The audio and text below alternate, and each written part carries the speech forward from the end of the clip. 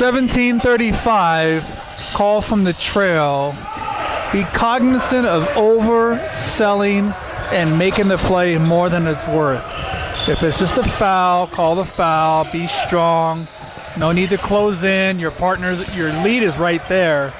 So just take a look at that play and just call the foul and go in transition.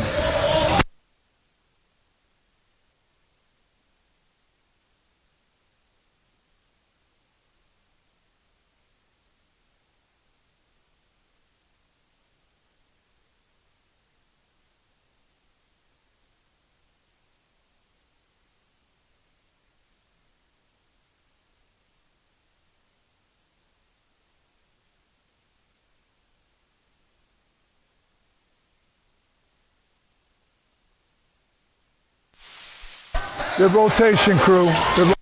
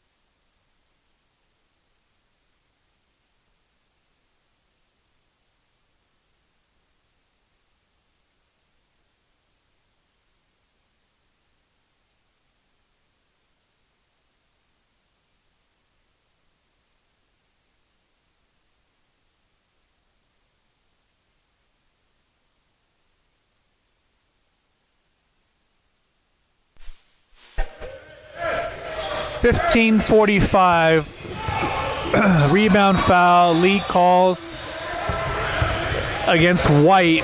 Blue retains possession. Take a look at that play and see, number one, if it's a marginal play that you can pass on because Blue gets the rebound and starts the transition. Or two, if it is a foul, then get it earlier before Blue retains possession. Point being is that if it's a marginal foul on a big early in the first half, now if the big sets a illegal pick, legit, now the big's got two fouls early, and one of them could have been a pass. So things to recognize, things to take a look at, and learn from.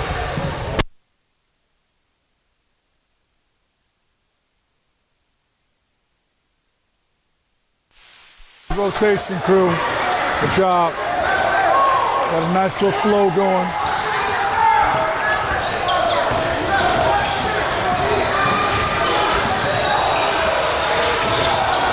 Need to drop down a little bit, Mike. Drop down a step or two to rebound.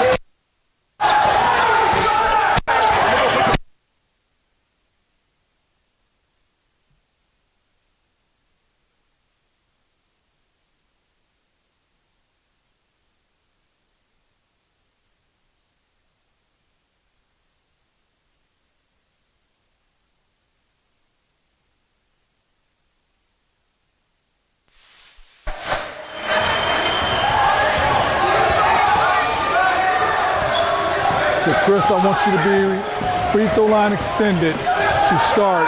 Then you make your adjustments accordingly. 13:40. Take a look at the post play sequence. And then, of course, the rebound at 13:25. Do not allow rough post play because it develops into stuff that we shouldn't have. You went right down to the line extension. Just right there. Make your adjustment after that.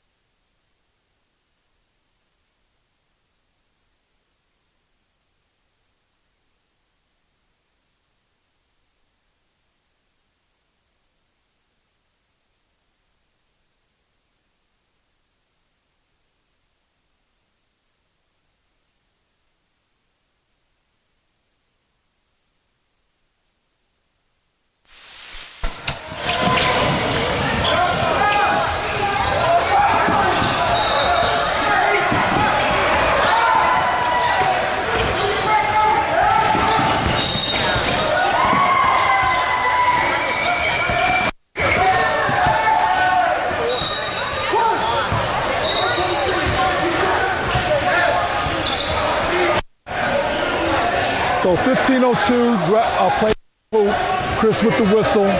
So there's going to end up being multiple defenders. So when you go back to watch the tape, Mike, ask yourself who should you be refereeing, and Chris will ask himself who he should be refereeing. You should referee the closest person to you.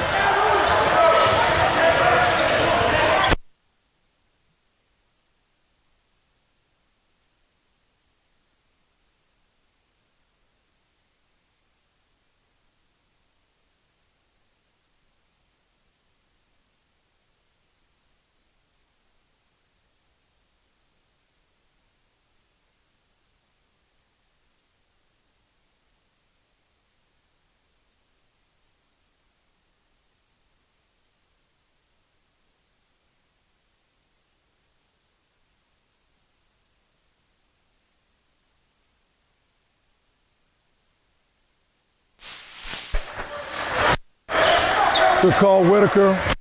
Make sure now, when we watch the tape, watch ourselves when we go to report. Do we look strong? Do our signals look crisp?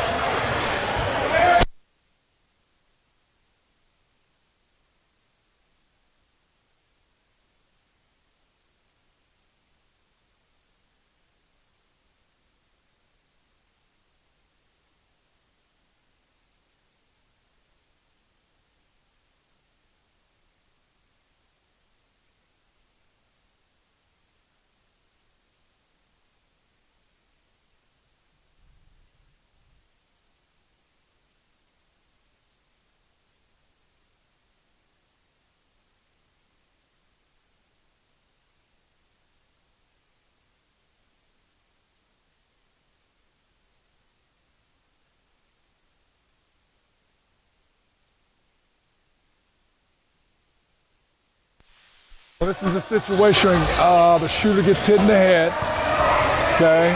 Obviously the rules are different, but I see that the crew came together and talked about what they are allowed to do. Also, my question was to the crew to make sure we check with the coach as far as the kid that got taken out of the ball game due to a hit in the head, the possibility of a concussion.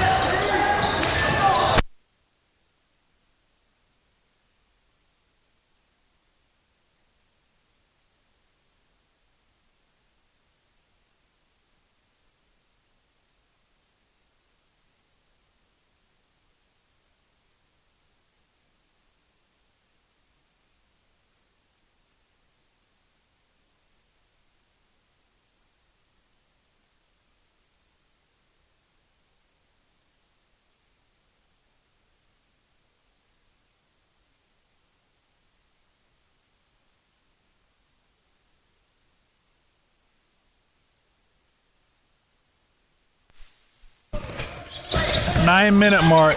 Drive to the basket. Good verticality, no call.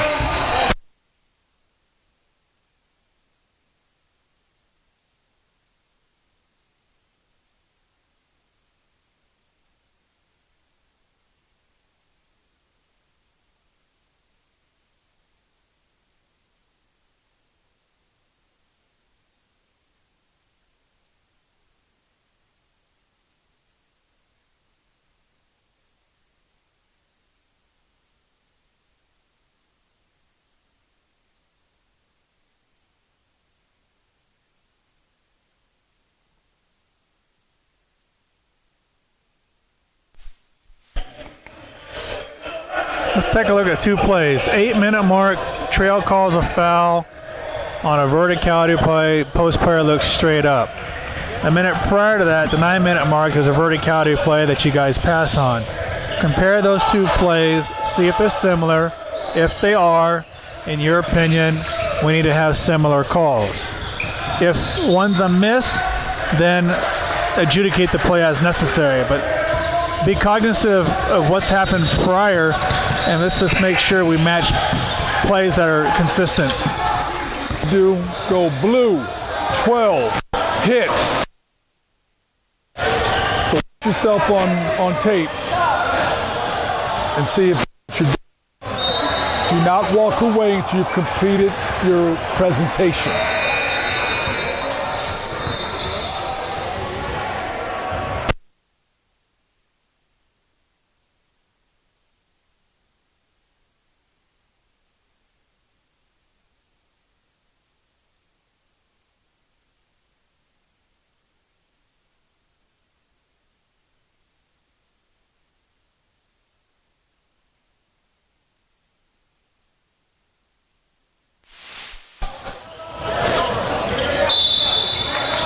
Okay, as a crew, we're passing on stuff, and then the stuff we're calling seems to be the same type of contact that we're passing on. So let's try and get on the same page here.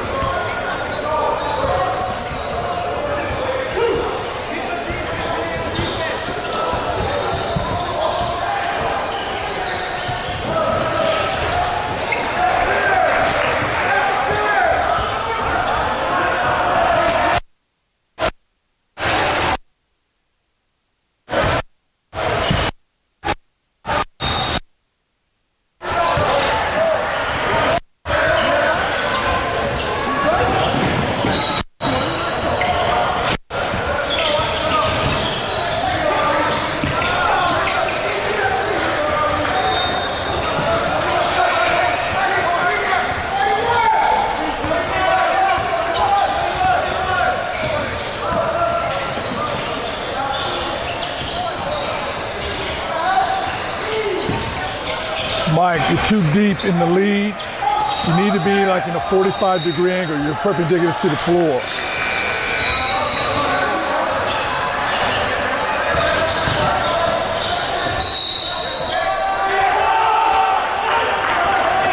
So both of you guys, 7:21, we have a foul. The play goes away from the trail, away from the lead, and you both have whistles and the play is going to the seat. Okay, so let's take a look at that.